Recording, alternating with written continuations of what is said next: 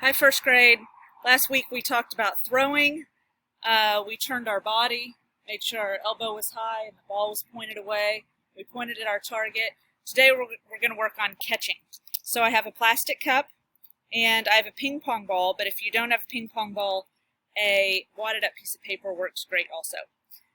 So I'm going to hold the cup in one hand and the balls in the other, and I'm just going to work on tossing and catching into the cup. Now I'm going to switch hands. I'm going to toss with my other hand and catch with my other hand. I can also try a trick. I can go under my leg and catch. Okay, if you really want to get tricky, go under the other leg. I can also go up against a wall.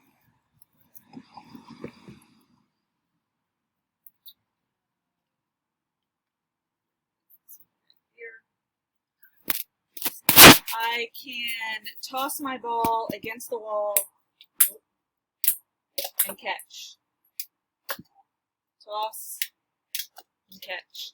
Switch hands, toss and catch. If you have a brother or sister or neighbor, you can practice tossing and catching with your cup. This is just a good, fun way to practice catching.